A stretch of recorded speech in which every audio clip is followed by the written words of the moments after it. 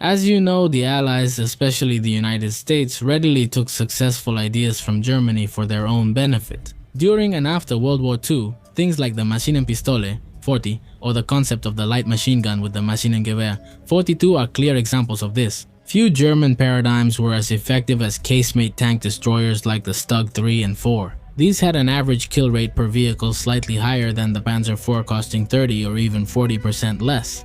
No historian dares to question the impact of the Casemate tank destroyers in the war, which allowed Germany to keep the front stable, despite fighting against the greatest industrial powers in the world. Practically on their own, the Soviets didn't hesitate to copy this emerging paradigm, having a whole range of armored vehicles designed for tank destruction. These vehicles stood out for lacking turrets and having massive cannons.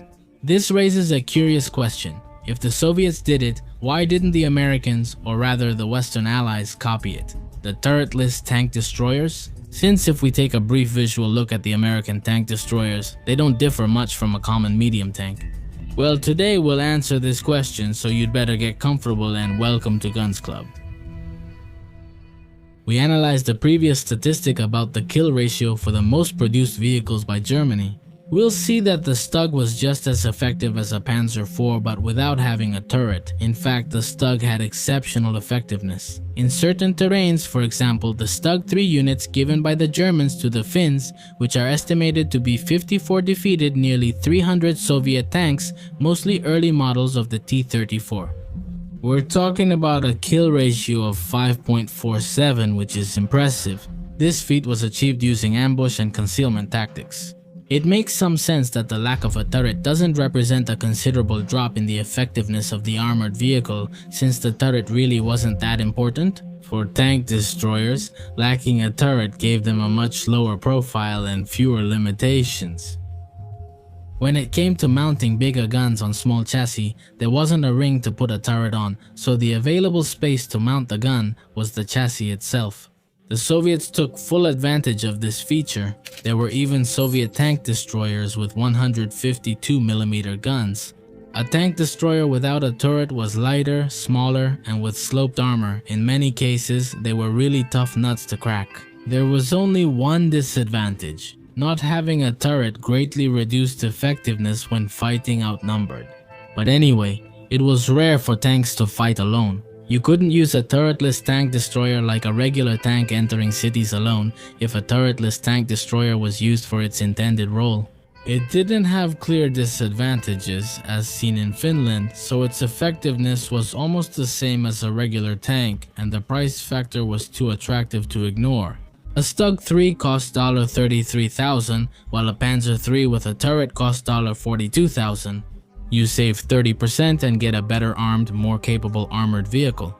Or, for example, let's look at the Soviet side. A Klim Voroshilov, one cost 300,000 rubles, while a Samochodnaya Ustanovka 152 cost 255,000 rubles. That means the Soviets saved almost 15% if they decided to build a Samochodnaya Ustanovka 152 instead of a Klim Voroshilov 1. And they got an armored vehicle with a monstrous 152mm cannon capable of defeating anything. The advantages are unbeatable. Now then, if it was so good, why didn't we see similar vehicles among the Western Allies? Well, the champion you saw in the thumbnail? It's a StuG 3 captured in the Battle of the Ardennes by the 74th Infantry Division of the United States Army, and its users even went to the trouble of adding concrete and insignias to avoid friendly fire. Apart from the StuGs captured in England and the United States, we saw our own vehicles brought home.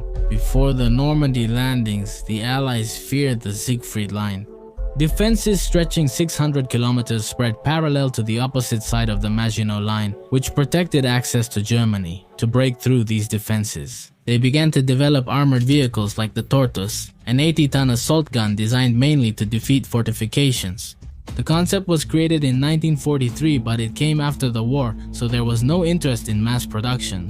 The Americans would also create the T-28 Super Heavy, a powerful 86-ton tank destroyer that was practically impregnable. But its development also took so long that it simply wasn't used in combat during World War II. And after the war, there wasn't much incentive to start its production, especially with the emergence of more efficient MBTs. Even though in concept these vehicles are tank destroyers in the style of the StuG, that's not what we mean when we talk about the StuG tank destroyer paradigm.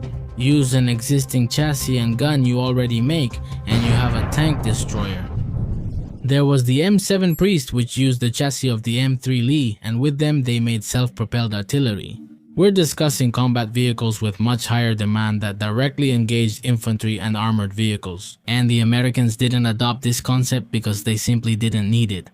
There was a saying among German soldiers to justify their retreat during the war.